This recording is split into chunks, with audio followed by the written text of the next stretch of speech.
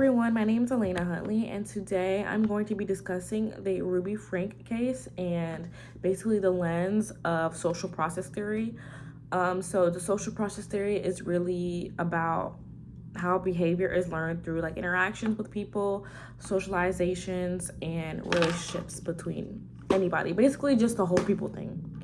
Frank, she was a vlogger on YouTube, and she had her page known as The 8 Passengers, and she was a mom. And she had a business partner. Her name was Jody Hildebrandt, and they basically ran this, and it was all puppies and rainbows in front of the scenes, but behind the scenes, these children were severely abused.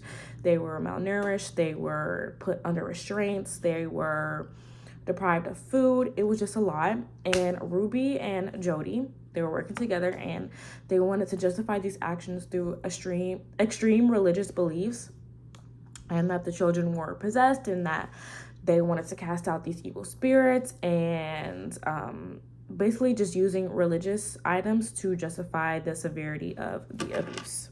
So with the social process theory, I guess we can say like we cannot fully understand Ruby's actions in an isolated place, because when she was collaborating with Jody, they were often probably sharing different disciplinary tactics and stuff like that. So when they were collabing, they normalized this extreme behavior, and they basically made it acceptable because they had the same beliefs. So they were in this little bubble, and they were like, oh, this is okay because we have the same beliefs, we believe the same thing, this is gonna work. Having such a private social circle, and then having the online community that believed everything that they believed in, because Ruby was a vlogger and she filmed this discipline, she filmed these things, and everyone was justifying it. I was basically just saying, like, from close contact, they're justifying it, and not do they only provide more techniques,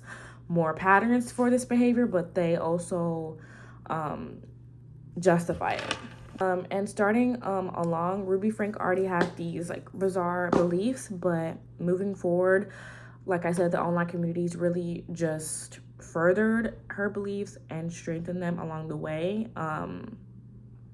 These people online validated her abusive actions, and it's different from being with just Jody. That's one person, but if millions and millions of people are telling you online that you're a great parent for doing these things to these people, and it's already just gonna be about how you interact, and then how you take that and apply that to your life. And she took that and applied it to her children's lives, and it made her children suffer because of that validation that she got.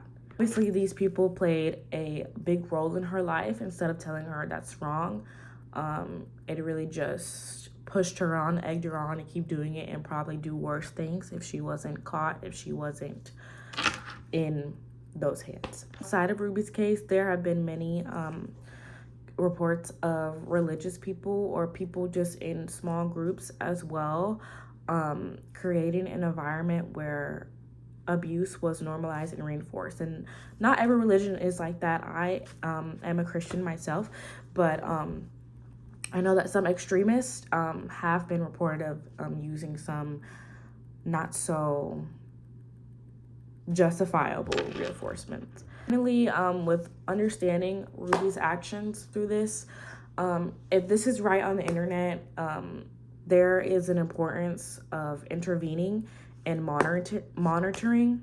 So when these things happen, we can't egg it on. We can't just be like, period, I agree with you, this is right. No, we have to know that when we see these things on social media, YouTube, TikTok, Instagram, all that things, we have to intervene, and we have to include good education, include good support programs and oversight, so many victims are not subjected to more and more abuse every day. Changing the environment and changing the associations of the abuse victims are just as important as taking away the abuser. Obviously, you don't want to put a victim of abuse right back in another abuser's arms. So that goes back to the social process theory.